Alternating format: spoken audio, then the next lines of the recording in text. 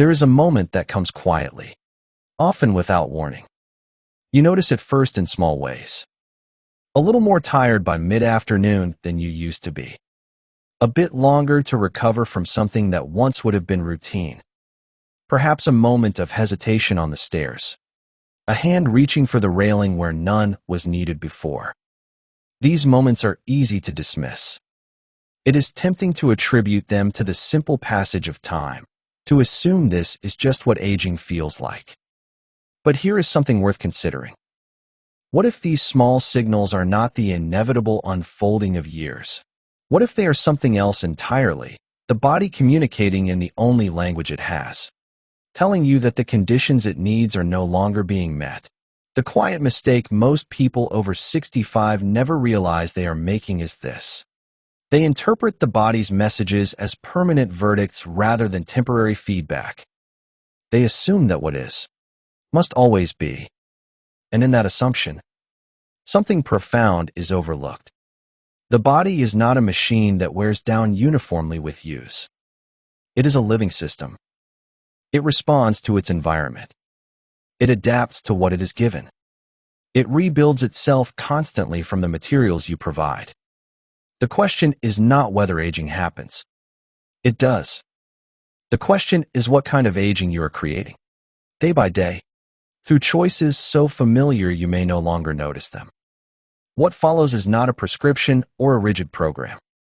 It is an exploration of what the body truly needs to continue doing what it does best, keeping you in the world, fully present, fully capable, fully alive. You are listening to the Longevity Library, where we archive the wisdom of healthy aging. Living long, living well. A calm exploration of what makes a life both long and worth living. Part 1. The question beneath the question. There comes a moment in midlife and beyond when the nature of the questions we ask ourselves begins to shift. In younger years, we tend to ask directional questions. Where am I going? What should I do? How do I get there? Somewhere in the 50s, 60s, and 70s, a different kind of inquiry emerges. It is less about direction and more about depth. Less about achievement and more about experience. Less about how long we might live and more about what we are actually living for. This distinction matters because the two questions are not the same. Yet they have become entangled in modern conversations about aging. We have learned to ask how to live longer as if length were the only measure. But if we are honest with ourselves, what most of us truly want is not simply more years added to the end of life, when vitality has faded and experience has narrowed. What we want is more years of life as we know it now, years of engagement, of connection, of meaningful activity, of waking up with a sense that the day ahead contains something worth doing. The research community has a term for this. They call it health span, as distinct from lifespan. Lifespan is the total number of years from birth to death. Health span is the number of years lived in good health, with full function, without significant disease or disability. For much of human history, these two measures ran roughly parallel. People remained active and capable until relatively close to the end. But in modern societies, a gap has opened. Many people now live longer than ever before, but the final years are often marked by decline, limitation, and dependence. This gap is not inevitable. It is not built into the biology of aging in some unchangeable way. It is the result of specific patterns of living that have become common only in recent generations, patterns that can be examined, understood, and where desired, adjusted. The exploration that follows is an attempt to understand what actually contributes to a long and well-lived life. It draws on observations from populations where people routinely remain active into their 90s and beyond. It draws on decades of research into the habits and circumstances of those who age well. And it draws on a growing body of scientific understanding about how the body responds to different ways of living. What emerges is not a checklist or a prescription. There is no single diet that works for everyone. No exercise protocol that guarantees results. No supplement that can substitute for the fundamentals. But there are patterns. There are principles that appear again and again across different cultures, different research methods, and different individual circumstances. Understanding these principles offers something more valuable than a set of instructions. It offers a way of thinking about how to shape a life that supports both length and meaning. Part 2.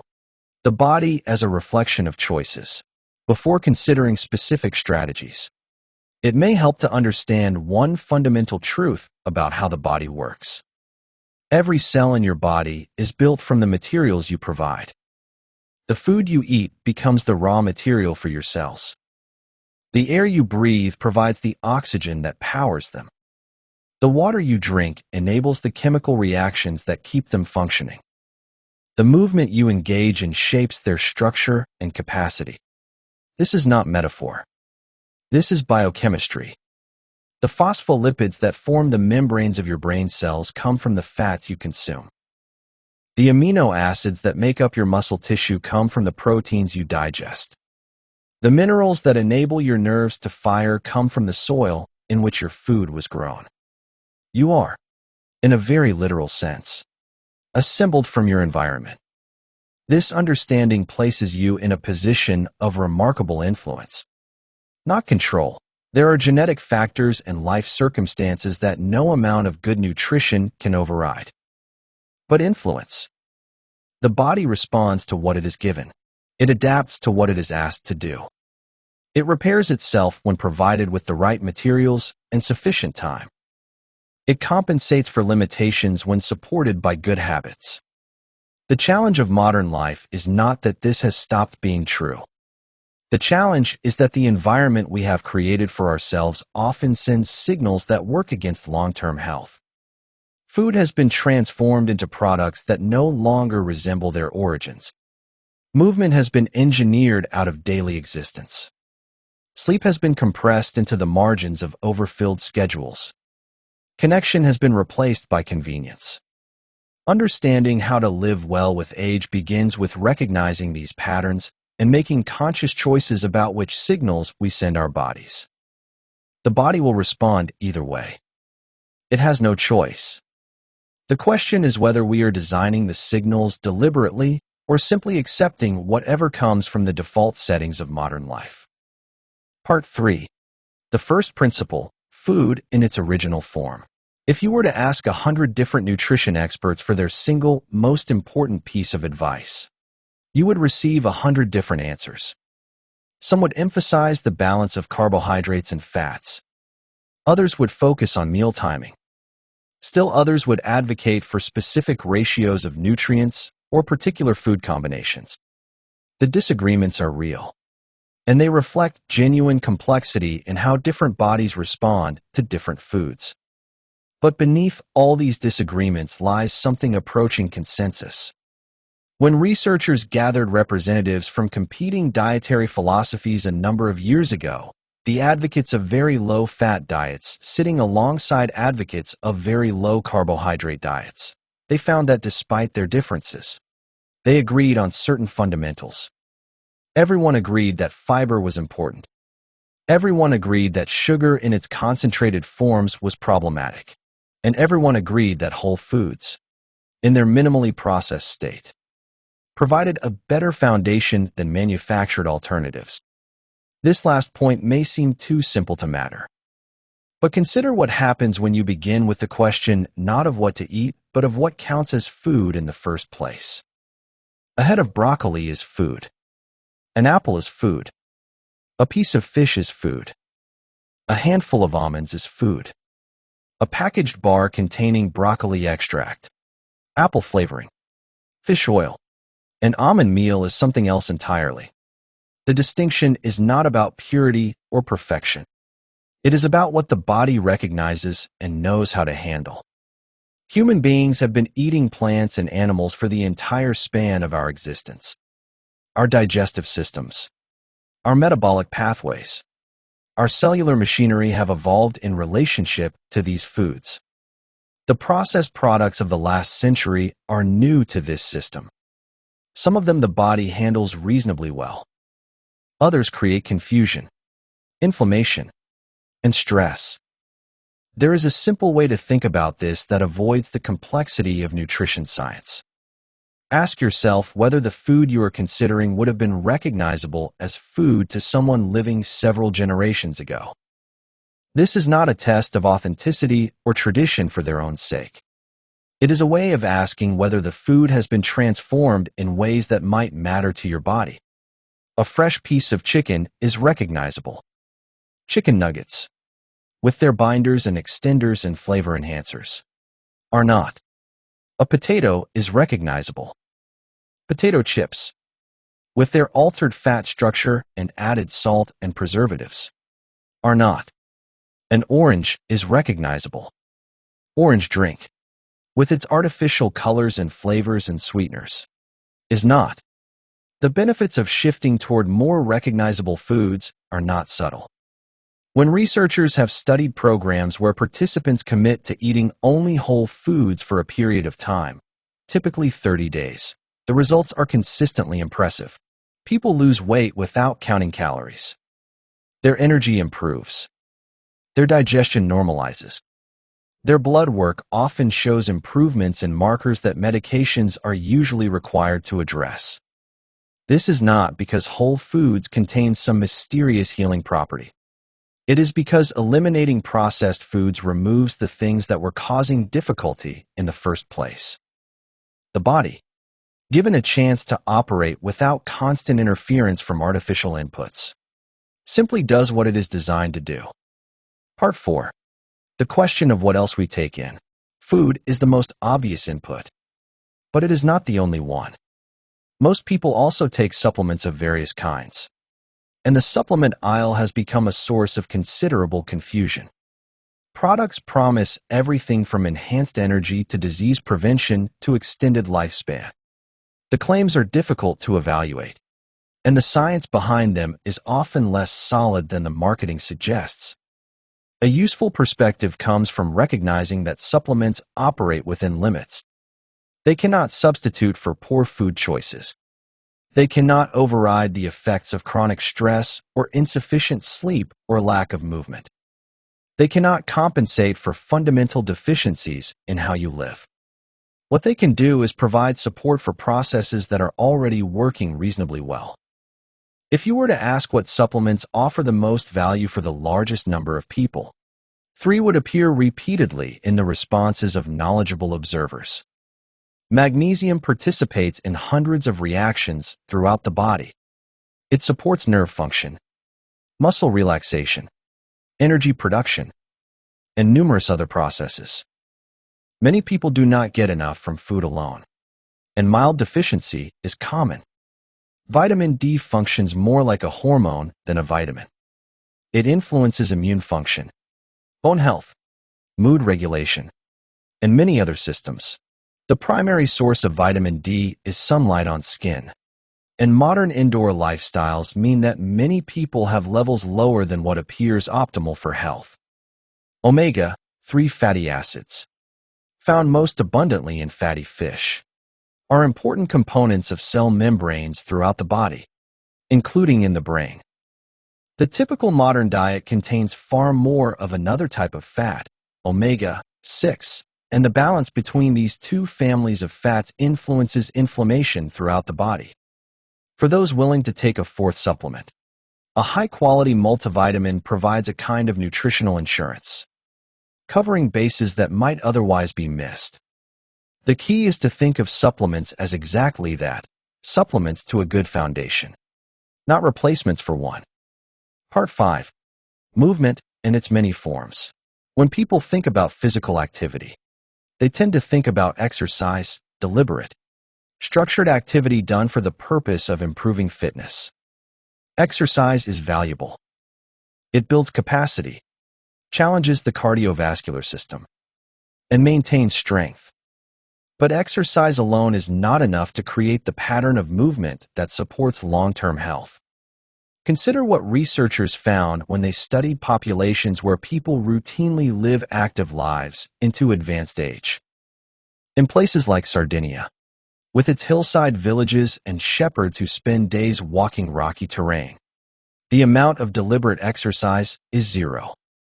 No one goes to a gym. No one follows a workout program. Yet their daily movement totals far exceed what most modern adults achieve with dedicated exercise sessions. This distinction matters because the body responds to total movement, not just concentrated bursts. Every time you stand up from a chair, you engage muscles and challenge your balance. Every time you walk to the mailbox, you increase blood flow and energy expenditure. Every time you choose stairs over elevator, you send signals about what is expected of your body. The concept of non-exercise activity thermogenesis describes the energy burned through all these small movements. Together, they can account for a meaningful portion of daily calorie expenditure. More importantly, they keep the body in a state of readiness, preventing the metabolic slowdown that comes from prolonged sitting. One of the simplest and most powerful movement habits is also one of the easiest to implement. A 20-minute walk after the evening meal costs nothing, requires no equipment, and can be done by almost anyone regardless of fitness level. The benefits extend beyond the movement itself. Walking after eating helps clear sugar from the bloodstream, reducing the demand on insulin. It aids digestion. It provides a transition between the activity of the day and the rest of the evening. If done with a companion, it adds social connection. If done in nature, it adds the calming effects of green space. Throughout the day, small opportunities for movement accumulate. Pacing while on the phone. Doing a few slow squats while waiting for water to boil. Standing rather than sitting during conversations. These are not exercises. They are simply ways of being in the body rather than ignoring it. Part 6. The unexpected importance of muscle. There was a time when muscle was thought of primarily in aesthetic terms. People who valued appearance worked to build it. People who did not ignored it. The relationship between muscle and health was not part of the conversation. That understanding has shifted. Researchers now recognize muscle as something far more significant than a cosmetic asset. It is, in the words of one observer, the organ of longevity. This is not hyperbole. Muscle tissue plays roles that extend throughout the body. Muscle is the primary site of glucose disposal. When you eat carbohydrates, they enter the bloodstream as sugar. Insulin directs that sugar into cells, and muscle cells are among the largest recipients.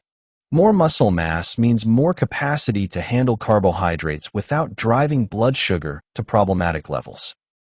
Less muscle mass means the same carbohydrate load must be managed by a smaller system, increasing stress on the entire regulatory apparatus. Muscle also provides mechanical protection. The most common pathway to serious decline in later years begins with a fall. Falls happen for many reasons: balance challenges, environmental hazards, momentary inattention. But the consequences of a fall depend heavily on what the body brings to the moment of impact. Adequate muscle mass provides padding and structural support. It reduces the likelihood of fracture. And if injury does occur, muscle provides the metabolic reserve needed for recovery. The loss of muscle with age has its own medical name, sarcopenia, because it is recognized as a genuine condition with real consequences. But sarcopenia is not inevitable. It is the result of specific conditions: insufficient demand placed on muscle, and insufficient material provided for its maintenance. The demand side requires resistance. Muscle adapts to what is asked of it. Ask little, and it will maintain little. Ask more, and it will maintain more. This does not require heavy weightlifting or gym memberships. Bodyweight exercises, resistance bands, simple movements performed against gravity, all provide the signal that muscle is needed. The material side requires protein.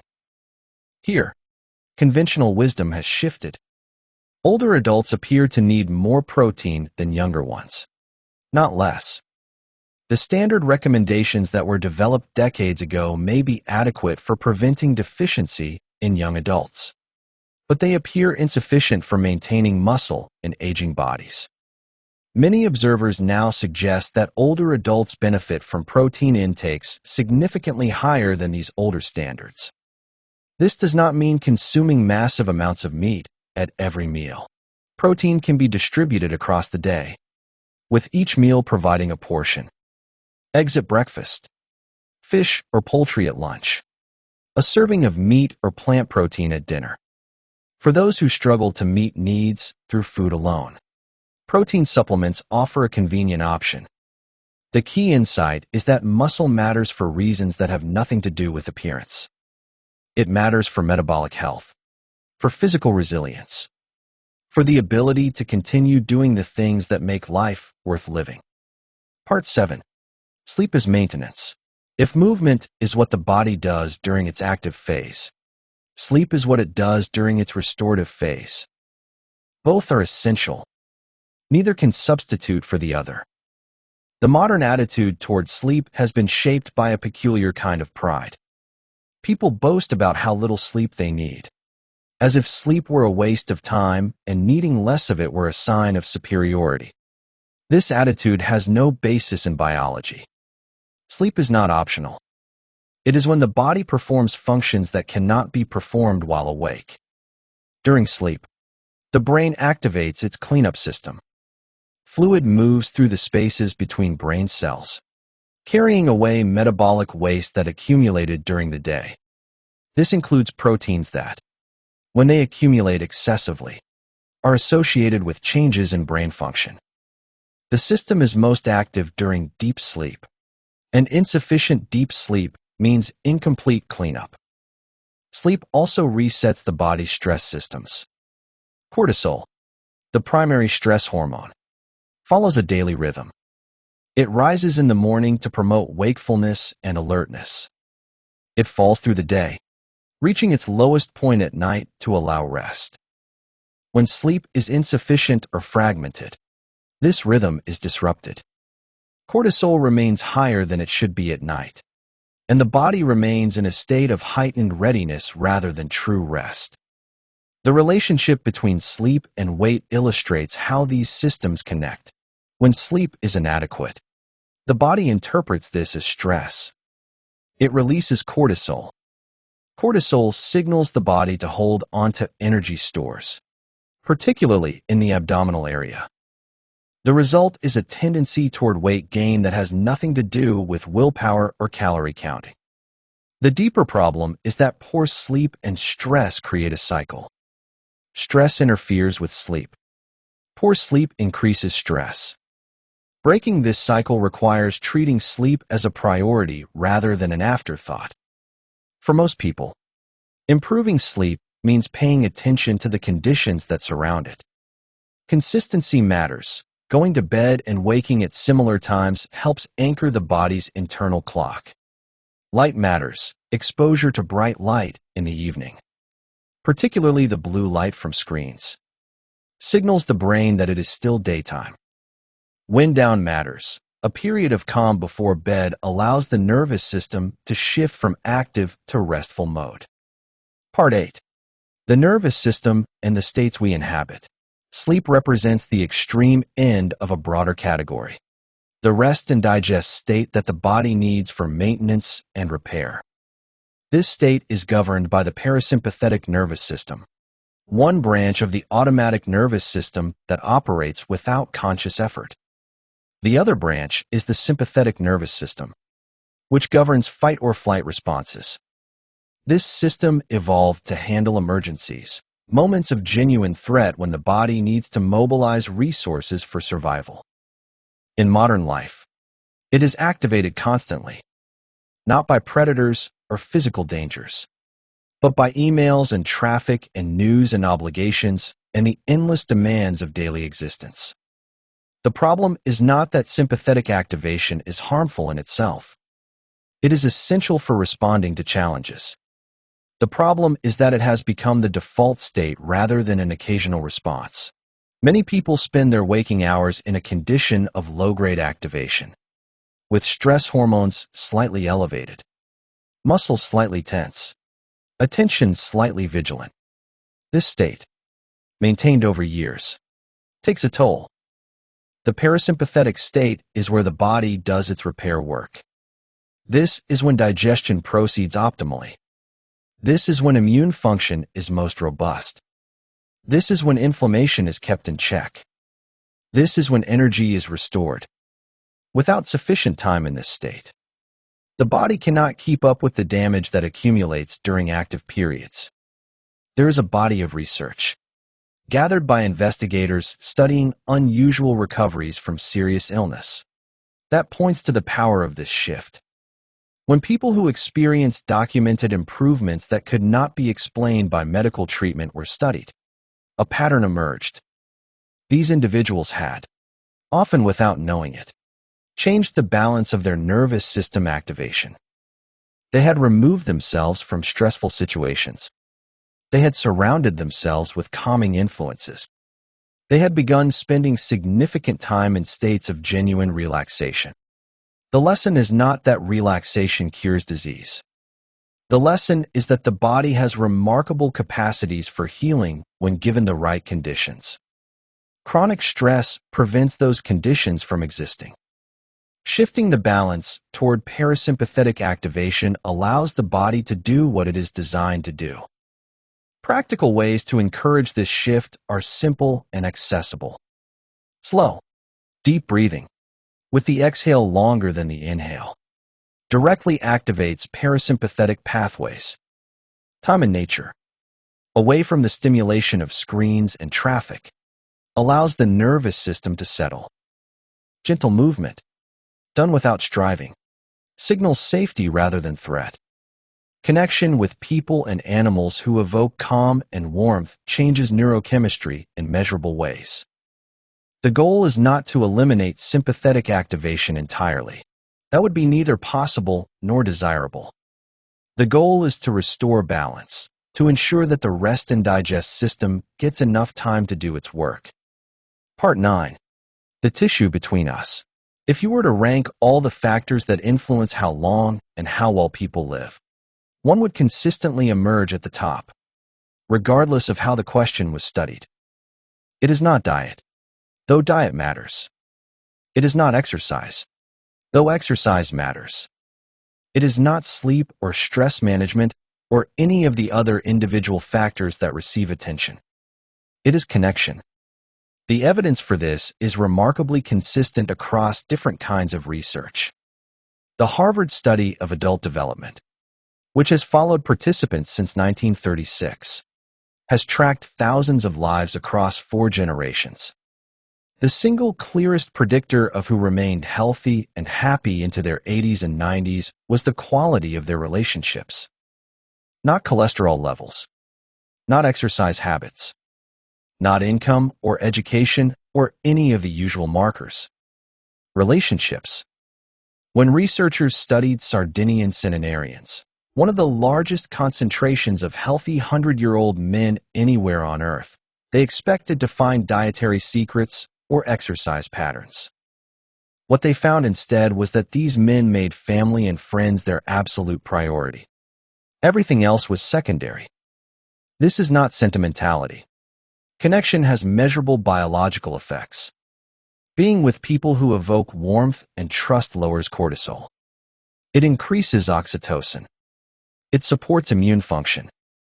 It shifts the nervous system toward the parasympathetic state where healing occurs. The opposite is also true. Loneliness and isolation are not just emotionally painful. They are physiologically stressful. The body interprets lack of connection as a threat, because for most of human history, isolation did mean vulnerability. The stress response that evolved to handle physical dangers gets activated by social disconnection. And chronic activation takes its toll for those who have lost partners, who have outlived friends, who find themselves geographically separated from family. The challenge of maintaining connection can feel overwhelming. But the research offers encouragement here as well. What matters is not the number of connections or their depth by some external standard. What matters is the subjective experience of connection. Researchers distinguish between deep relationships and what they call soft connections. Both count.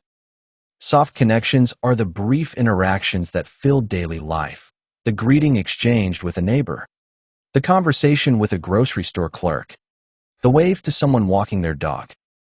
These moments, individually small, accumulate into a sense of being part of a community. One man, observed by researchers, had chosen to volunteer as a grocery store bagger after retirement. He had no financial need to work. He simply wanted to be around people, to help, to interact. The researchers noted that this choice was likely adding years to his life. For those who lack ready-made communities, creating them is possible. A weekly walking group, a book club, a regular coffee gathering. The activity matters less than the regularity and the intention. Show up. Be present. Let connections form. Part 10. Finding your group. The phrase, "find your tennis group," comes from an observation about how people who age well often structure their lives. They have a regular gathering, sometimes around a sport, sometimes around a game, sometimes around a meal or a shared interest that provides ongoing connection. The specifics matter less than the pattern. A group of people who expect to see each other, who check in on each other, who share experiences and jokes and concerns, who create the kind of low-key, ongoing contact that builds a sense of belonging. For the observer who offered this observation, the group happened to be tennis players, about 20 people who played together, texted daily, had lunch together, sat and talked when courts were full. The tennis was almost incidental. The connection was everything. Not everyone plays tennis, but almost everyone can find some version of this. Walking groups form naturally among neighbors who notice each other out at the same time. Book clubs form around a shared interest in reading. Game groups form around bridge or chess or any activity that brings people together around a table. The key is regularity. Sporadic contact, however intense, does not build the same kind of steady support as predictable, ongoing interaction. A group that meets every Tuesday morning creates a structure that the nervous system can rely on. Something to look forward to. Someone to miss if they are not there. For those who cannot find an existing group, starting one is simpler than it might seem. A posted notice at a community center. An invitation to neighbors. A suggestion to acquaintances who might share an interest. The intention to connect is the catalyst. The rest follows. Part 11. The bank account model. There is a useful way to think about all of this that integrates the different pieces. Imagine your health as a bank account. Throughout life, you make deposits and withdrawals. Some withdrawals you cannot control, genetic factors, accidents, the simple wear and tear of existence. Others you can. Food choices are deposits or withdrawals depending on what you choose. Movement is a deposit. Sleep is a deposit. Connection is a deposit. Chronic stress is a withdrawal. Isolation is a withdrawal. Poor nutrition is a withdrawal. The goal is not to avoid all withdrawals. That is impossible. The goal is to make more deposits than withdrawals, so the account remains in positive balance. What is easy to miss is that some deposits are so large they outweigh many smaller withdrawals. A person with strong relationships, meaningful activities, and a sense of belonging has made deposits that dwarf the impact of occasional lapses in other areas. This is not an argument for ignoring diet or exercise. It is an argument for perspective. When people become preoccupied with individual risk factors, a cholesterol number, a blood sugar reading, a genetic marker, they can lose sight of the larger picture. These things matter, and they deserve attention, but they exist within a context. A person with rich connections and a sense of purpose has a context that supports health in ways that no single measurement can capture. The reverse is also true. Someone who optimizes every individual factor but lives in isolation and meaninglessness has made withdrawals that no amount of optimization can fully offset. The body does not exist separately from the life it lives. Part 12. The stand we take. Understanding what supports health is one thing. Acting on that understanding is another. The gap between knowledge and behavior is where most good intentions go to rest. Modern life is engineered for convenience. Food appears with a phone tap. Entertainment streams endlessly. Social interaction happens through screens. Movement is engineered out of existence. Every default setting pulls away from the patterns that support long-term health. Working against these defaults requires something more than knowledge. It requires treating your own commitments seriously. When you say you will do something, take a walk, call a friend, prepare a meal from Whole Foods, that commitment matters. Not because the universe is keeping score, because you are. There is a psychological principle at work here. The mind tracks success and failure in a binary way. When you set a goal and achieve it, that registers as a win. When you set a goal and fail, that registers as a loss. Repeated losses teach the mind that your commitments do not mean much. Repeated wins teach the opposite.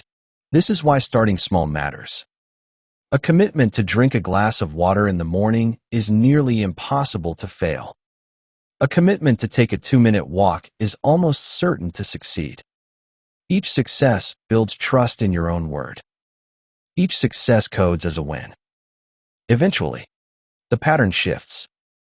You do things not because you feel like doing them, but because you said you would. This is the same principle that gets parents out of bed at 5 in the morning for children who need them. Not feelings. Commitment. A walk after dinner happens not because you are motivated, but because you decided it would happen. A phone call to a friend happens not because you are in the mood, but because connection matters. A meal prepared from Whole Foods happens not because it is convenient, but because you have made a choice about what kind of life you want to live. Part 13. The whole together. These different strands, food, movement, muscle, sleep, nervous system balance, connection, are not separate programs to be implemented in sequence. They are aspects of a single way of living. Each supports the others. Real food provides the nutrients needed for energy to move. Movement builds the muscle that supports metabolic health. Muscle mass helps regulate blood sugar, reducing stress on the entire system. Good sleep resets stress hormones, making connection easier. Connection lowers stress, improving sleep. The whole cycle reinforces itself. Conversely, neglect in one area makes the others harder. Poor diet saps energy for movement. Sedentary behavior disrupts sleep. Insufficient sleep impairs mood and patience for connection. Loneliness increases stress, driving choices that undermine nutrition and activity. The implication is practical. You do not need to perfect all areas at once. Improvement in any area creates benefits that ripple through the others. Better sleep makes it easier to choose good food. More movement improves sleep. Connection reduces the stress that interferes with everything. Start where you are, with what is possible, with what you are willing to commit to. The direction matters more than the starting point. Part 14. What we learn from those who have gone before. There is value in looking to populations where people routinely live well into advanced age while maintaining function and engagement. These are not places where people have discovered secrets unknown to the rest of the world. They are places where the default patterns of living happen to align with what the body needs. In Sardinia, the landscape itself enforces movement. Hills and stairs are not choices, but facts of geography. You cannot get from one place to another without climbing something. The result is automatic, unthinking physical activity built into the fabric of daily existence. In Okinawa, traditional culture includes the concept of ikigai, a sense of purpose, a reason to get up in the morning. This is not a formal program or a prescribed practice. It is simply a way of thinking about life that orients people toward engagement and meaning. In Nicoya, Costa Rica, strong social networks and family connections provide ongoing support across generations. Older people remain integrated into community life, not separated from it. In each case, the pattern is similar. Not heroic efforts at optimization, not expensive interventions or complicated protocols. Simply living in a way that includes natural movement, meaningful connection, and a sense of purpose. These places are not utopias. They have their own problems and limitations. But they offer evidence that long, healthy lives are possible without constant striving. They offer a reminder that many of the things we have engineered out of modern life, incidental movement, daily connection, food in its original form, were not luxuries. They were necessities, and removing them has consequences. Part 15. The question of purpose. There is one more factor that appears repeatedly in discussions of those who age well. It is the hardest to define and the most difficult to prescribe. It is the sense that life has meaning, that there is reason to continue engaging, that one's presence in the world matters. This sense of purpose takes different forms for different people. For some, it is family, children, grandchildren, great-grandchildren who need and appreciate them. For others, it is work or creative activity that continues to provide satisfaction. For others, it is service, volunteering, helping, contributing to something larger than themselves. For others, it is simply the enjoyment of each day, the appreciation of small pleasures, the willingness to be present for whatever comes. The common thread is not the specific content, but the orientation outward. Purpose, by definition, points beyond oneself. It connects you to something larger, other people, a community, a tradition, a value, a cause. This connection, like social connection more broadly, has physiological effects. It organizes attention. It provides motivation. It makes the effort of daily living feel worthwhile. There is a story about a man who, after retiring from a successful career, found himself adrift. He had no reason to get up in the morning.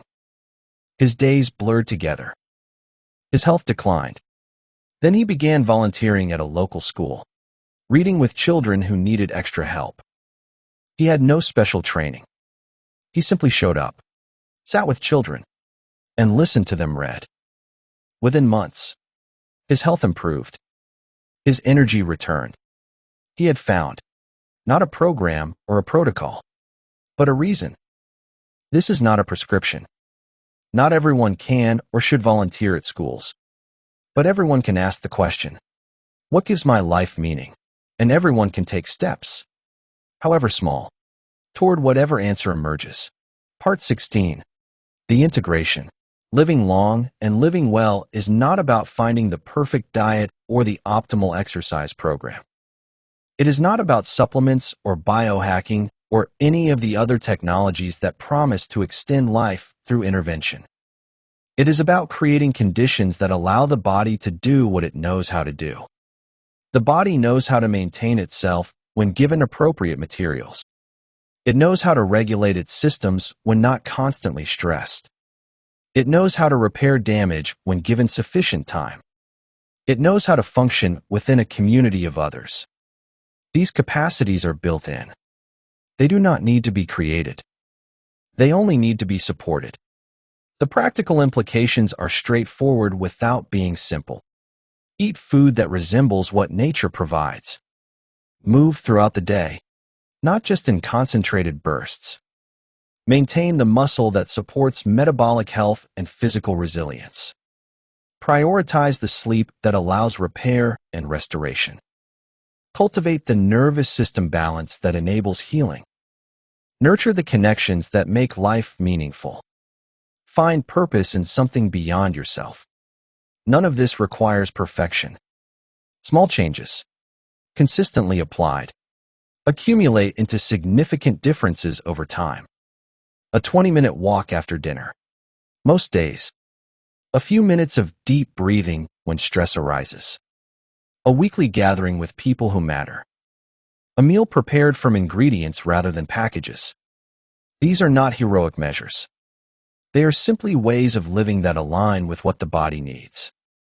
The goal is not to reach a specific age. The goal is to live each year with as much capacity, engagement, and satisfaction as possible. The number of years will take care of itself. Part 17. A final observation. There is a scene in the research on aging that captures something essential. An investigator was studying a group of older adults who remained remarkably vital into their 90s and beyond. He asked them about their habits, what they ate, how they moved, what they did with their days. He expected to find patterns that could be codified and prescribed. What he found instead was that they did not think about any of this in the way he expected. They did not follow programs or track metrics or optimize their routines. They simply lived in ways that, by accident of culture and geography and personal history, happened to include the elements that support long-term health. They ate what was available, which happened to be whole foods. They moved because the landscape required it. They stayed connected because community was the fabric of existence.